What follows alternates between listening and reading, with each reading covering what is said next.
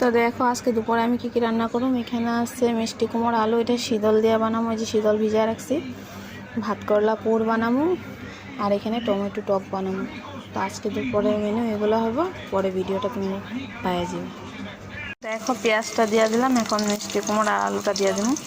তো দেখো হলুদ, লবণ, গুঁড়ামরিচ সব দিয়ে দিলাম, এখন ঢাকা দেবো। দেখো এখানে আমার পুরের মশলাও রেডি, আর এদিকে এটাও রেডি। তো এখন পুরটা বসাবো, আর এদিকে দেখো আমার শীতল ঝোলটাও হয়ে গেছে, এখন নামায় নেবো। তো দেখো আমি তেল দিয়ে দিলাম, তেলের মধ্যে পেঁয়াজ দিয়ে দিলাম, পেঁয়াজটা আগে ভাজতে নিই। তারপর দেখো এখানে পুরের মশলা দিয়ে দিলাম, এখানে সরষে বাটা, রসুন বাটা, পেঁয়াজ বাটা, তারপর গুঁড়ামরিচ, লবণ দিয়ে দিলাম, এখন লাড়ায় নিয়ে। তো দেখো আমার